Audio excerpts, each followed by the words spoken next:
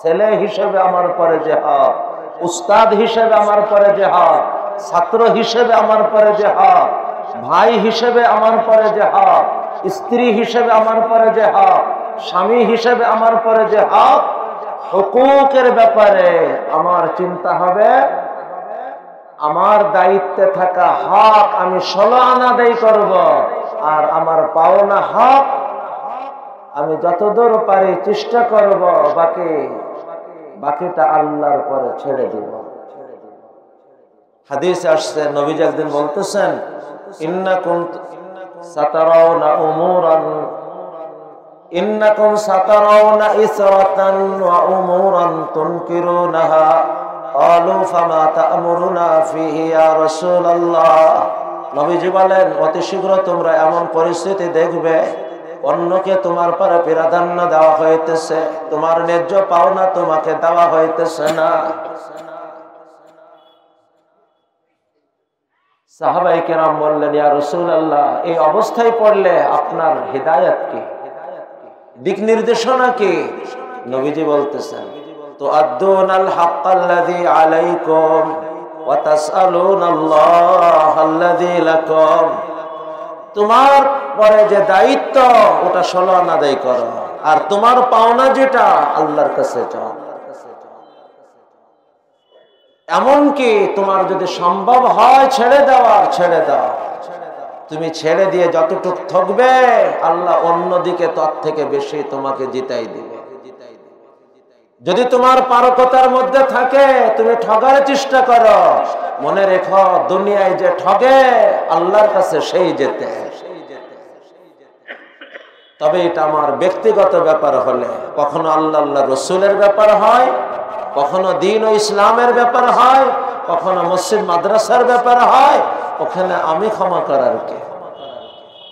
আমার ব্যক্তিগত ব্যাপার, আমার দায়িত্বে আমার 16 আনা আদায় করব, আর আমার পাওনা আমার আল্লাহর কাছে চাইতে থাকব। আল্লাহ, আমি দুর্বল, আমার হকগুলো পেলে আমার সহজ হবে। হাদিসে আসছে, কেউ যদি তার ঝগড়া এড়ানোর জন্য ন্যায্য পাওনাকেও ছেড়ে দেয়, নিজে, অন্যের না, দ্বীন ইসলামের না, নিজে ঝগড়া এড়ানোর জন্য নিজের ন্যায্য পাওনাকে ছেড়ে দেয়, নবীজি বলেন আমি তাকে জান্নাতের মিডিলে জান্নাত দেওয়ার দায়িত্ব নিলাম। আনা যাইমুন বিবাইতিন ফি রাওয়াজিল জান্নাহ লিমান তারাকাল মিরা ওয়া ইন কানা মুহিক্কা ওয়া বিবাইতিন ফি আলাল জান্নাহ লিমান হাসুনা খুলুকুহু আও লিমান হাসানা খুলুকুহু। তবে ইসলাম ভারসাম্যতার দিন, এটা বোঝানোর জন্য একটা কথা না বললে নয়। আব্বাজান রহমতুল্লাহ আলাইহি বলতেন, এক সাপ, মানে অনেক সময় হয় যে এরকম যদি আপনি হন তো আপনাকে তার বাঁচতেও তো দেবে না। তো এটাকে বোঝানোর জন্য আব্বাজান রহমতুল্লাহ আলাইহি চমৎকার একটা কথা শোনাইতেন। এটা একটা কাল্পনিক গল্প। এক সাপ এক পীর সাহেবের কাছে মুরিদ হয়েছে। তো পীর সাহেব তার ওজিফা দিছে, কাউরে কামড়াবে না। ভালো কথা, কাউরে আর কামড়ায় না। কিছুদিন পরে সাপ আসছে তার পীরের সাথে দেখা করতে, পুরা শরীর ক্ষত আর ক্ষত। পীর সাহেব বলতেছেন, আরে এই অবস্থা কেন? তা বলতেছে, হযরত আপনার ওজিফা, আমি যখন কাউরে কামড়ায় না তা আমারে সব এই করে রাখছে। তখন পীর সাহেব বলতেছেন, এইটা আমার শোনানোর উদ্দেশ্য। আমি তোরে কামড়াইতে নিষেধ করছি, দংশন করতে নিষেধ করছি, ফুঁস করতে তো নিষেধ করি নাই। বুঝছ না? আমি তোকে কামড়াইতে নিষেধ করছি, দংশন করতে নিষেধ করছি, ফুঁস করতে তো নিষেধ করি নাই। ইসলাম বাড়াবাড়িরও নাম না, সাড়াসাড়িরও নাম না, এক মধ্যম ভারসাম্যতার সাথে চলার নাম। হ্যাঁ, আপনি যদি ছাড়তে পারেন ছেড়ে দেন, ইনশাআল্লাহ আপনার জন্য যা ছাড়বেন তার থেকে বেশি পেয়ে যাবেন। তো বলতেছিলাম মুআশারাতের তাআল্লুকে আবার এক নম্বর কথা, হক আদায়তে কোনো ত্রুটি যেন না হয়। আজ হক আদায়ের ব্যাপারে আমাদের বড় উদাসীনতা। আদর্শবান স্বামী, তার ভাবনা হলো স্ত্রী আমার হক আদায় করুক আর না আদায় করুক, আমি তো আমার স্বামী হওয়ার হক আদায় করব। স্ত্রীর ভাবনা হবে স্বামী আমার স্ত্রী হওয়ার হক আদায় করুক আর না করুক, আমি তো স্ত্রী হওয়ার হক আদায় করব। সন্তান, পিতা আমার হক আদায় করুক আর না করুক, আমি তো সন্তান পিতার হক আদায় করবই করব। আরে সন্তান, তুমি যদি তোমার পিতার হক আদায় করো, ইনশাআল্লাহ তোমার সন্তানদের মধ্যেও কেউ তোমার হক আদায় করার হয়ে উঠবে। মূল কথা হলো আমার হক আদায় করুক আর না করুক, আমি তো সবার হক আদায় করব। তো আদুনাল হাক্কাল্লাযী আলাইকুম ওয়া তাসআলুনাল্লাহাল্লাযী লাকুম। 2 নম্বর অংশ। হে আমার প্রিয় ভাইরা, মানুষের সাথে চলার ব্যাপারে আখলাকের সাথে চলার চেষ্টা করা। হক আদায়ের সাথে আখলাকের সাথে, হক আদায়ের সাথে আখলাকের সাথে।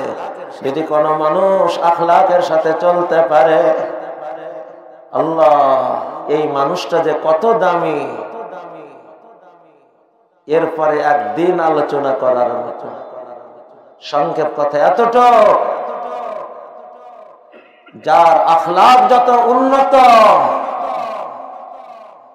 আখিরাতে তার স্থান নবী সাল্লাল্লাহু আলাইহি সাল্লামের তত নিকটতম। যদি মন চায় নবীজির কাছাকাছি আসন পেতে, আখলাকে উন্নত হওয়ার চেষ্টা শুরু করা চাই। যার আখলাক যত উন্নত হবে, যার আখলাক যত উন্নত হবে, তার আসন নবীজি সাল্লাল্লাহু আলাইহি ওয়াসাল্লামের তত নিকটের হবে। একজন মানুষ উন্নত আখলাকের মাধ্যমে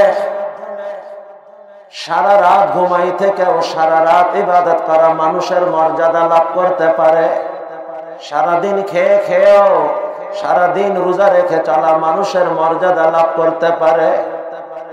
আখলাক, আখলাক। আর সব লাইনে অভাব, কিন্তু আমার মনে হয় সব থেকে অভাব আখলাকের লাইনের অভাব। আদর্শবান মানুষের অভাব, মানুষের মতন মানুষ পাওয়ার অভাব। আব্বাজান রহমতুল্লাহ আলাইহি বলতেন, হাজি গাজী দরবেশ হওয়া তো সহজ, কিন্তু মুআমালা মুআশারা, লেনদেন আর মানুষের সাথে আচার আচরণ সুন্দর করে মানুষ হওয়া বড় কঠিন। আর আল্লাহর কাছে আসল মূল্য এই মুআমালা আর মুআশারাকে সুন্দর করে আদর্শবান মানুষ হওয়া। হে আমার প্রিয় ভাইরা, এই আদর্শবান মানুষের, আখলাক এওয়ালা মানুষের 3টে স্তর। কয়টা স্তর? সর্বনিম্ন স্তর, যার নিচে মানুষ হওয়ার কোনো স্তর নাই। আমার দ্বারা যেন কেউ কষ্ট না পায়, এটা মানুষ হওয়ার সর্বোচ্চ না, সর্বনিম্ন স্তর। এই স্তরেও যদি আমি উঠতে না পারি, এর অর্থ হলো আমি মানুষ নামে অন্য কিছু।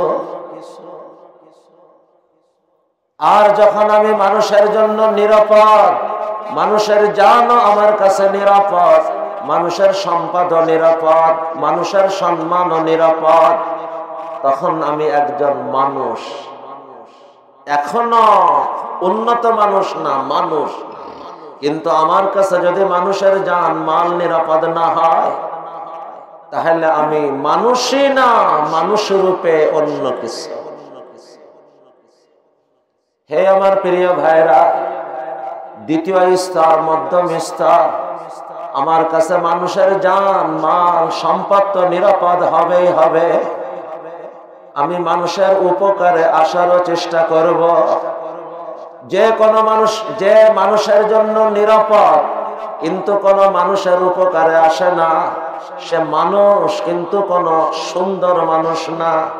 মানুষ কিন্তু সুন্দর মানুষ না। সুন্দর মানুষ যে মানুষের উপকারে আসে, একজনের উপকারে সেও ভালো, 10 জনের উপকারে আরো ভালো, 100 জনের উপকারে আরো ভালো, যত জনের উপকারে তত ভালো, তত ভালো, তত ভালো। আল্লাহ রাব্বি, এটা হলো মধ্যম স্তর, শেষ স্তর, সর্বসেরা স্তর। আমি তো সমস্ত মানুষের জন্য নিরাপদ হবই হব, আমি তো সমস্ত মানুষের উপকারে আসার চেষ্টা করবই করব। এমনকি এমনকি এমনকি যে আমাকে বঞ্চিত করে আমি তার উপকারে আসার চেষ্টা করব। যে আমাকে আঘাত দেয় আমি তার উপকার করার চেষ্টা করব। হে আমার প্রিয় ভাইরা, প্রথম স্তরকে বোঝানোর জন্য নবীজি ফরমান, আল মুসলিমু মান সালিম আল মুসলিমুনা মিন লিসানিহি ওয়া ইয়াদিহি। দ্বিতীয় স্তরকে বোঝানোর জন্য নবীজি বলেন, খায়রুন নাসি মান ইয়ানফাউন নাস। তৃতীয় স্তরকে বোঝানোর জন্য নবীজি বলেন, সিল মান কাতাক ওয়াফু আম্মান যালামাক ওয়া আহসিন ইলা মান আসাআ ইলাইক ওয়া আহসিন ইলা মান আসাআ ইলাইক ওয়া আহসিন ইলা মান আসাআ ইলাইক। হে আমার প্রিয় ভাইরা, এই আখলাক হলো আসল আখলাক। যে আমার সাথে দুর্ব্যবহার করে আমি তার সাথেও ভালো ব্যবহার করি। মানুষ বলে অমুক ভালো ব্যবহার পাওয়ার যোগ্য না হুজুর। আরে ভাবনাটাকে এইভাবে ভাবা যায় না। কে ভালো ব্যবহার পাওয়ার যোগ্য আমার দেখার না, আমি কি ভালো ব্যবহার করার যোগ্য কিনা এটাই হলো আমার ভাবার। কে ভালো ব্যবহার পাওয়ার যোগ্য এটা আমার ভাবার না, আমি কি ভালো ব্যবহার করার যোগ্য কিনা এটাই হলো আমার ভাবার। সে ভালো ব্যবহার পাওয়ার অযোগ্য, এটা যদি তার কমতি আর কমতির দলিল হয়, প্রমাণ হয়, আমি যে ভালো ব্যবহার করার অযোগ্য এটা কি আমার মন্দের প্রমাণ না? সে ভালো ব্যবহার পাওয়ার অযোগ্য, এটা যদি তার মন্দের প্রমাণ হয়, বলো আমি যে ভালো ব্যবহার করার অযোগ্য এটা কি আমার মন্দের প্রমাণ না? আরে কে ভালো ব্যবহার পাওয়ার যোগ্য এটা আমার দেখার না, আমি ভালো ব্যবহার করার যোগ্য কিনা এটাই হলো আমার ভাবার। এই কথা নবীজি বলেন, ওয়া আহসিন ইলা মান আসাআ ইলাইক ওয়া আহসিন ইলা মান আসাআ ইলাইক ওয়া আহসিন ইলা মান আসাআ ইলাইক। হে আমার প্রিয় ভাইরা, এই আখলাক দুই রকম হয়। স্বার্থ উদ্ধারের, যত সময় স্বার্থ আছে স্বার্থ উদ্ধারের আখলাক দেখায়, এর নাম আখলাক বলে না, এর নাম হইতেছে কৌশল। এর নাম হলো কি বলবেন, প্রতারণা বলেন। এত শক্ত শব্দ বলতে কেমন লাগতেছে। এর নাম আখলাক না, এর নাম আখলাক না। এত স্বার্থ উদ্ধারের একটা উদ্যোগ বলেন, এত স্বার্থ উদ্ধারকারী মানুষ মাত্র, নিজের স্বার্থ উদ্ধারের চেষ্টা তার মাত্র, এটাকে আখলাক বলে না। দ্বিতীয় আখলাক বিনয়ের কারণে হওয়া আখলাক। সে নিজেকে ছোট মনে করে, সবাইকে বড় ভাবে, তো নিজেকে ছোট ভাবে, তো সবার সাথে আখলাকের ব্যবহার করাকে সে স্বাভাবিক মনে করে। যার ভিতরে আখলাকটা বিনয়ের কারণে, তাওয়াজুর কারণে, এটাই হলো আসল আখলাক, এটাই হলো আসল আখলাক। যার ভিতরে এই আখলাক আসবে, বিনয়ের আখলাক আসবে, সে নিজেকে তো ছোট ভাববে, আল্লাহ তাকে উঁচা করতে থাকবে। হে আমার প্রিয় ভাইরা, বোঝার জন্য আপনারা আমার দিকে একটু তাকান। আমার তো মিসওয়াক দিয়ে এখন বোঝানো যাবে না। হ্যাঁ, ওটা দেখবে কি তো মোটা কোনো জিনিস আছে আশপাশে? তোমাদের মাইকের স্ট্যান্ড দাও আচ্ছা, এইটাই সহজ। হ্যাঁ, ওটার থেকে এটা নজরে বেশি আসবে। ওইটা এটা নজরে আসবে। আরে ভাই হাতে নিলে মনে করবেন আবার দূর থেকে নজরে আসে। হ্যাঁ হ্যাঁ, এইটা সুন্দর হয়েছে, এইটা নজরে আসবে। এদিকে তাকান। এবার যে বিনয়ী হয়, নিজেকে ছোট ভাবে, যতটা ছোট ভাবে আল্লাহ তার মর্যাদা ততটা উঁচা করে। নিজেকে ছোট ভাবতে ভাবতে, বিনয়ী হতে হতে যখন নিজেকে পাতালের মনে করে, আল্লাহ তার মর্যাদাকে আকাশ ছোঁয়া বানায় দেয়। পক্ষান্তরে যে নিজেকে বড় ভাবে, আমি আমি আমি করতে থাকে, নিজেকে যতটা বড় ভাবতে থাকে আল্লাহ তার মর্যাদা তত নিচা করতে থাকে। নিজেকে বড় ভাবতে ভাবতে যখন নিজেকে আকাশ ছোঁয়া মনে করে, আল্লাহ তার মর্যাদাকে পাতালে ডুবাই দেয়। আমার কথা না, নবীজি সাল্লাল্লাহু আলাইহি সাল্লামের কথা হাদিসে বুখারীর মধ্যে আসছে, মান তাওয়াযা লিল্লাহ রাফাহুল্লাহ ফাহুয়া ফি আইনিহি সাগীর ওয়া ফি আয়ুনিন নাসি কাবীর ওয়া মান তাকাব্বারা ফাহুয়া ফি আইনিহি কাবীর ওয়া ফি আয়ুনিন নাসি সাগীর হাত্তা লাহু আহওয়ানু আলাইহিম মিন কালবিন আও খিনজির। মানুষের কাছে সে শূকর কুকুর থেকেও তুচ্ছ আর নগণ্য হয়ে যায়। হয়তো কেউ বলতে পারে, হুজুর আমাকে তো মানুষ তখনও সম্মান করে। আরে সম্মান করে না, সম্মান দেখায়। সম্মান কেন দেখায় তাও নবীজি হাদিসে বলছেন, তোমার ক্ষতি থেকে বাঁচার জন্য। ওয়ায়ুকরামুর রাজুলু মাখাফাতা শাররিহি ওয়ায়ুকরামুর রাজুলু মাখাফাতা শাররিহি। আল্লাহ তাআলা আমাদেরকে এই আখলাক, তাওয়াজু ওয়ালা আখলাক অর্জন করার তৌফিক দান করেন।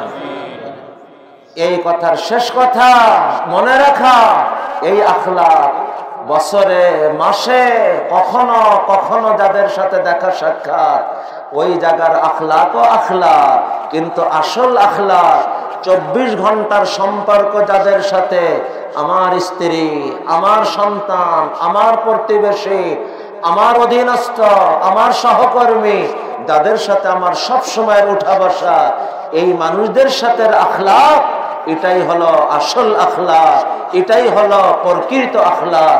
আল্লাহ আমাদেরকে এই আসল আখলাকে কবুল করেন। মন চাহি জীবনকে ছাড়ো, রব চাহি জীবন গ্রহণ করো। তোমার দুনিয়া হায়াতে তৈয়বা বনবে, আখিরাত তোমার কল্পনাতীত আখিরাত বনবে। আল্লাহ ওই রব চাহি জীবন কয় জায়গাতে? আকীদাতেও রব চাহি, ইবাদতেও রব চাহি, মুআমালাত লেনদেনেও রব চাহি, মুআশারাত আচার আচরণেও রব চাহি। পঞ্চম, তোমার অন্তর জগতে তুমি রব চাহি। আখলাকে অন্তরের একটা হলো ব্যবহারের আখলাক, যেটা আলোচনা হলো মুআশারাতে, আর একটা হলো অন্তরের কাইফিয়াত। এর আলোচনা তো আজ সকালে দীর্ঘ হয়েছে, এজন্য এখানে আর কথাকে লম্বা করার না, শুধু এতটুক ওই কথাকে স্মরণ করাই দেওয়া, যার দিল আবাদ জিন্দেগি আবাদ, দিল বরবাদ জিন্দেগি বরবাদ। কারণ জীবনের সবকিছুই পরিচালিত দিল দ্বারা। জবান কথা বলে, দিল যখন বলতে চায়, চোখ দেখে যখন দিল দেখতে চায়, বোঝা গেল সবকিছুর মূলে দিল। দিল দিল দিল পবিত্র, ওই দিল পবিত্র দিলের পরিচালনায় পরিচালিত, চোখও পবিত্র, জবানও পবিত্র, সবকিছু পবিত্র। আরে দিলের অবস্থা সবকিছুতে প্রকাশ পায়। যখন দিলে মহাব্বত থাকে, কথার মধ্যেও মহাব্বত ঝরে। যখন দিলের মধ্যে রাগ থাকে, চোখ দিয়েও রাগ ঝরে। দিলের মধ্যে সাফাই, তার জীবনের সব কিছুর মধ্যেই পবিত্রতার প্রকাশ। দিলের মধ্যে বরবাদে, তার সব কিছুতেই বরবাদের প্রকাশ। दिल आबाद तो जिंदगी आबाद, दिल बर्बाद तो जिंदगी बर्बाद। अला इन्ना फिल जसदि मुद्गा इदा सलुहत सलुहल जसद कुल्लु व इदा फसदत फसदल जसद कुल्लु। अला वहियल कल्ब, अला वहियल कल्ब, अला वहियल कल्ब। अल्लाह আমাদেরকে কবুল করেন।